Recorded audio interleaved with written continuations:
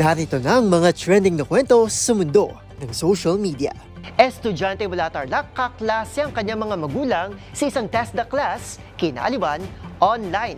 26 anyos na content creator, bumida sa kanyang solo cleanup drives sa mga beach at sidewalks.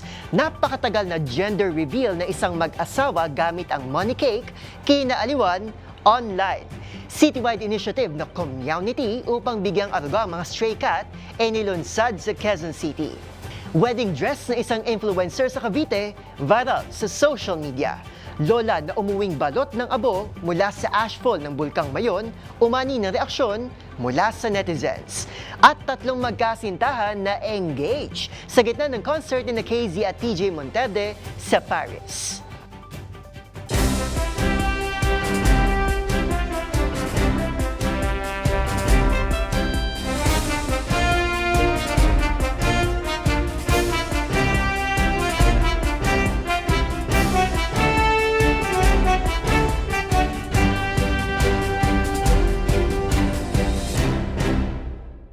Iba't ibang mga nagva-viral na kwento na naman ang ating pag-uusapan.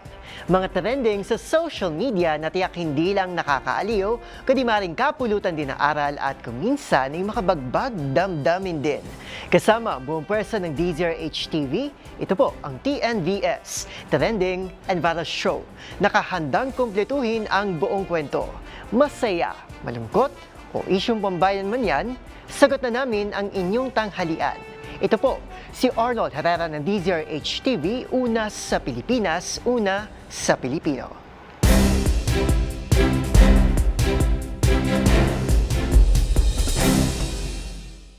Para sa ating unang trending story sa tanghaling ito, family at the back. Yan ang biro ng mga netizen na mapag-alaman ng pamilya na ito mula sa Tarlac ay magkakaklase pala sa isang TESDA class. Sa kwento kasi ng uploader, kasama niyang nag-enroll ang kanyang nanay at tatay sa kursong automotive. Kumusta nga ba ang experience ni MJ na maging kaklase ang kanyang mga magulang? Panoorin sa report ni Millie Borja. Umani ng atensyon sa social media ang ibinahaging karanasan ng netizen na ito mula Paniki, Tarlac. Matapos niyang ikwento na naging kaklase niya mismo ang kanyang mga magulang sa isang training program. Ayon sa uploader na si MJ Reganaldo, sabay-sabay silang nag-enroll sa kursong automotive sa Technical Education and Skills Development Authority o TESDA.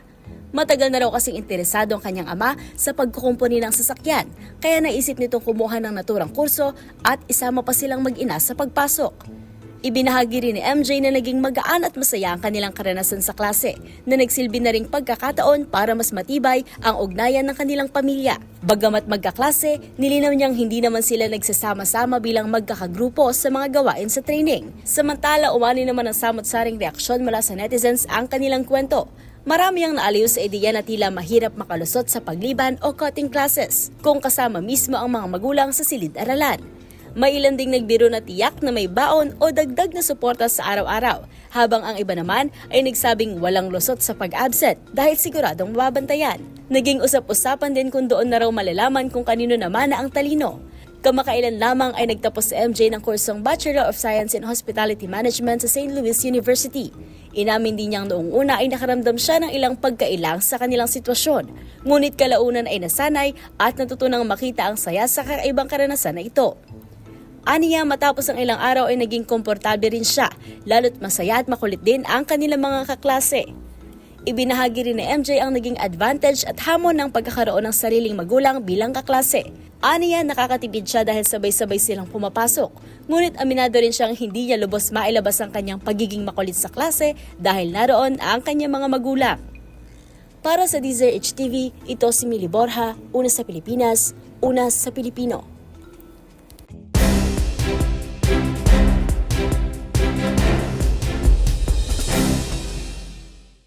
Sa ating susunod na kwento, agaw pansin sa social media ang binatang ito na buhay na patotoo sa kung paano nga ba dapat pangalagaan at panatihing malinis ang ating kalikasan. Sa kanya kasi mga content, bagaman mag-isa at gamit lamang ang supot ng basura, ay hindi ito naging hadlang sa kanyang kampanya tungo sa mas malinis na Pilipinas. Kung sino nga ba ang master cleaner na ito, alamin sa report na ito.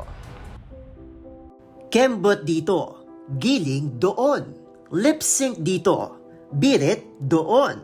Iba't ibang trends at pauso sa loob at labas ng Pilipinas. Sa dinami-rami ngayon ng social media personalities, iilan na lamang ang may tuturing na may naiiba pero makabuluhang content. Gaya ng 26 anyos na embassy worker at tinaguriang influencer na si Gabriel Luna Patino. Ng video uploads ay siguradong magpapasipag din sa'yo. Day 8 of cleaning the Philippines. Because why not? Sa iyong mga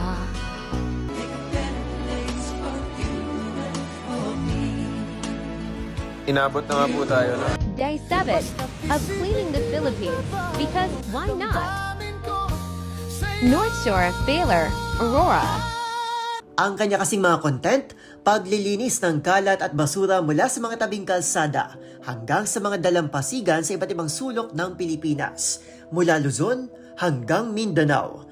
Mag-isa at pinagtitinginan man ng iba, tuloy lang si Gabriel sa pagpupulot ng kalat na nooy bitbit lamang ang isang supot ng basura nang magsimula ito sa kanyang cleanfluencer journey noong ito ay high school student pa lamang.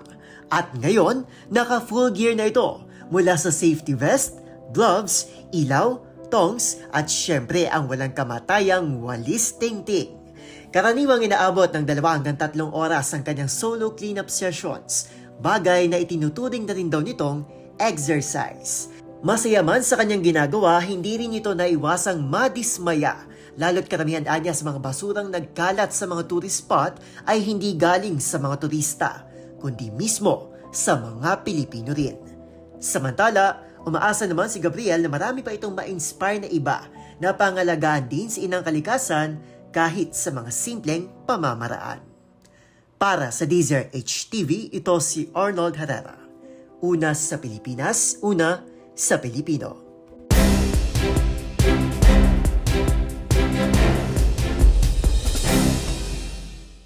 Sa ating next viral story, kaya today nabalot ng parehong tuwa at inis mula sa mga netizen ang siste ng gender reveal ng isang mag-asawa dahil sa tila hindi matapos-tapos na papel na hahatakin sa money cake. Ang buong pangyayari at ang naging reaksyon ng netizens, panoorin sa report ni James Galange. Kapit muna para sa mga maikli ang pasensya dahil isang kakaibang gender reveal ang isinagawa ng mag-asawang ito mula sa Cebu gamit ang isang money cake. Ang siste, hahatakin ng mag-asawa ang mga papel mula sa cake hanggang sa maiwan sa dulo ang kulay na magiging kasarian ng kanilang anak na umabot ng halos 3 minuto.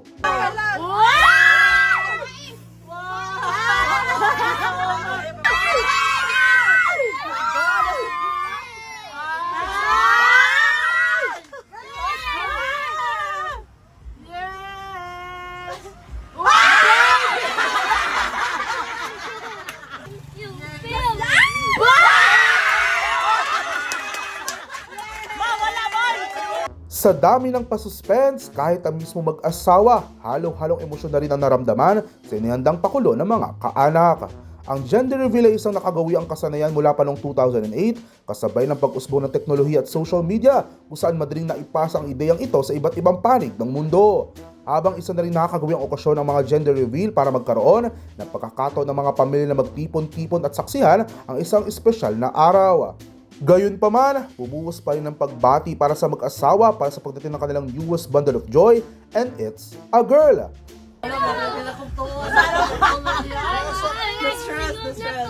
Unsa mo yun ka? It's a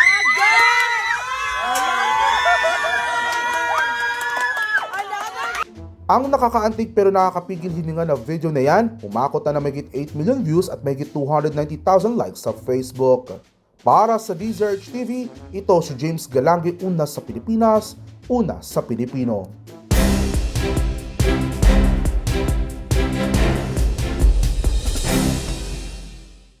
Samantala, sa ating susunod na kwento, isang inisyatibang binuo sa Quezon City upang bigyan ng tahanan at alaga ang mga stray cat na layong mas maisulong ang pangangalaga sa mga ito lalo na sa mga komunidad. Tinatawag na community. Naisipakita ng grupo na bahagi ng komunidad ang mga stray cat na deserving din ng alaga, proteksyon at respeto. Kung saan ito matatagpuan, alamin sa report ni Dustin Bayog. Naglunsad ang isang citywide initiative ang Araneta City Complex sa Quezon City na nakatugon sa pagpapakain, pangangalaga at pag-ampon sa mga stray cats sa komunidad. Ang programa na pinangalan ng community ay layunin ipakita sa publiko na bahagi ng komunidad ang mga stray cat at tulad ng mga home cats ay deserving din sila ng love and care. Sa ilalim ng Pet Pals Initiative, pinagsama-sama nito mga partner at mga bisita na nais makiisa sa pagsasagawa ng regular feeding sa mga stray cat, gayon din ang pagsamantalang tahanan at access sa veterinary care. Mahalagang bahagi nito ang Trap, Neuter, Vaccinate, Return effort upang makontrol ang populasyon sa komunidad, gayon din ay mas maging healthy ang mga pusa. Ito ay naging posible sa tulong ng ilang animal welfare groups, gaya ng Pet Kingdom, Cara Welfare Philippines, Cats of Araneta City at iba pang animal networks. Bukas din ang programa sa pagsasagawa ng adoption kung sa maraming pusa na rin ang nahanap ang kanilang forever home. Samantala, ayon sa pamunan ng community, naway magsulong ito ng kamalayan at responsibilidad sa bawat isa na magbigay alaga sa mga hayop, lalo na sa mga stray cats na nangangailangan din ng kalinga at unawa. Para sa DZRH TV, ito si Dustin Bayog. Una sa Pilipinas, una sa Pilipino.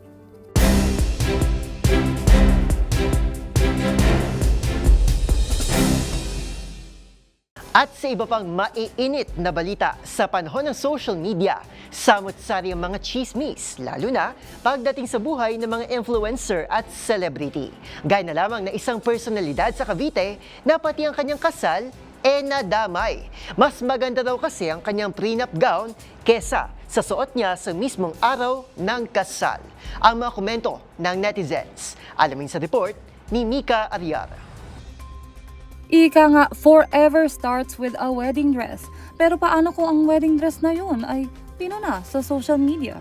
Dahil mas maganda raw ang prenup gown ng influencer na si Ka Mangyan sa China kaysa sa isinuot niya sa kanilang kasal ni Julius Mantala sa Cavite. Ang napunang gown ay isang fitted off-the-shoulder lace dress na may masining na detalye, habang ang kanyang prenup look naman ay isang puffy tulle ball gown. May ilang netizen na tila na-off sa kanyang pagpili ng mas simpleng fitted gown kaysa sa mas bonggang prenup dress. Hindi raw nila type ang damit pati ang hairdo ng nasabing bride. Ngunit may mga nagsasabi rin na mas elegante at mas akma sa okasyon ang pinili ni Ka Mangyan para sa kanyang kasal. Samantala, wala namang naging tugon si Ka Mangyan sa mga batikos sa kanyang damit. Sa halip, nagbahagi pa nga ito ng kanilang first forehead kiss bilang mag-asawa ni Mantala. Para sa DZRH TV, ito si Mika Ariar, una sa Pilipinas, una sa Pilipino.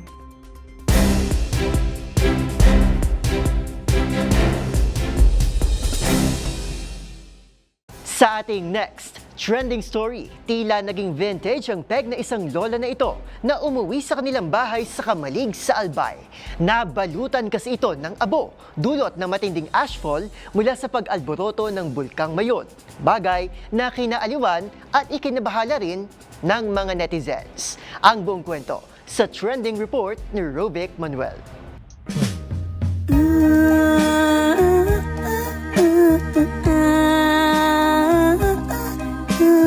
Umani ng reaksyon mula sa netizens ang tagpong ito ng isang lola na umuwi sa kanilang bahay galing sa trabaho. Tila naging isang sinauna o vintage kasi itong si lola, hindi dahil sa filter ng kamera, kundi dahil sa napakakapal na abo na bumalot sa katawan at mukha ni lola. Kwento ng uploader ng viral video na si Emmy, nagulat na lang siya nang umuwi ang kanyang lola Mercy galing sa trabaho bandang alas 6 ng hapon nitong May 2 na balot ng abo. Dahil dito, ilang netizens ang naaliw sa tila antique vibe ng atake ni Lola, bitbit ang kanyang bag na naging luma na ring tingnan dahil sa abo. Pero sa kabila ng ilang aliw na komento mula sa mga mapagbirong netizens, marami rin ang tila lumambot ang puso at naawa sa nangyari kay Lola Mercy. Ani ng ilan, hindi ito nakatutuwa at malaki ang banta ng ashfall sa kalusugan ng tao, kung kaya may ilang nagsasabi na ipacheck up agad si Lola. May ilan ring nabahala kung paano rin kaya ang setup ng mga alagang aso at pusa sa gitna ng nararanasang ashfall sa rehiyon. Sa ilan pang mga kuwa sa mga lansangan tulad ng Kamalig Albay, nagmistulang pinatungan ng gray filter ang paligid dahil sa abo na kahit mga sasakyan o motorista ay hindi nakaligtas. Sa ngayon, patuloy pa rin ang tulong at clearing operation sa mga barangay na apektado sa Bicol dahil sa patuloy pa ring aktibidad ng Bulkang Mayon doon. Para sa DZRH TV, ito si Rovic Manuel, una sa Pilipinas, una sa Pilipino.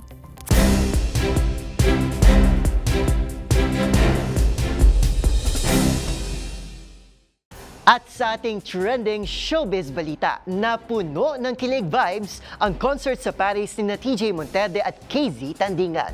Hindi lang dahil sa mga pinerform na love song ng mag-asawang singer, kundi dahil sa mga magkasintahang na-engage sa gitna mismo ng palabas. Narito ang report ni Showbiz Angel. Not just one, not two, but three. Tatlong magkasintahan ang hashtag Road to Forever. You heard it right, na-engage sa gitna mismo ng concert ni TJ Monterde sa Paris, France, kung saan special guest ang kanyang misis na si KZ Tandingan. Ang tanong na Will You Marry Me, binitawan habang inaawit ng mag-asawang singer ang kantang Palagi. Sigawan naman ang mga manonood sa nakakakilig na tagpo.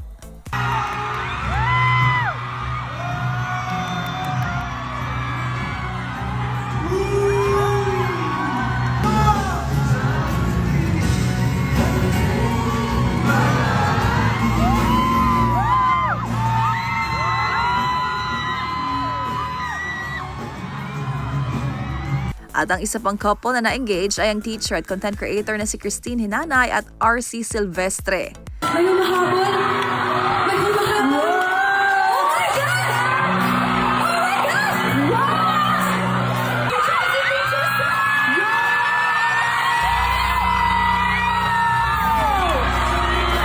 Nagpasalamat naman ang soon-to-be bride and groom at naging bahagi ang mga inidolong singer sa kanilang special moment.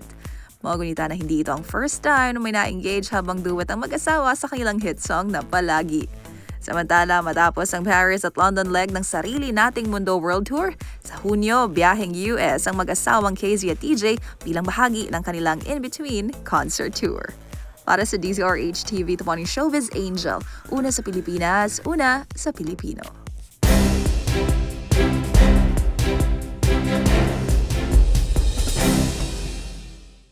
At yan na po, mga kwentong kinagiliwan, pinusuan at gumawa ng ingay sa social media. Kung meron di kayo mga katulad na istorya, ay i-share nyo na yan sa ating comment section. O di naman kaya ay itag nyo kami sa TikTok at DZRH News. Maraming salamat po sa inyong patuloy na pagtangkilik sa ating programa. Magkita-kita tayo muli bukas para muling himayin, tuklasin at buuin ang mga detalye para kapag nakita mo ang viral video na may nag-share, ikaw na mismo ang magdaragdag ng mga impormasyong nalaman mo sa TNVS, Trending and Viral Show. Muli ito po si Arnold Herrera ng DZRH TV, una sa Pilipinas, una sa Pilipino.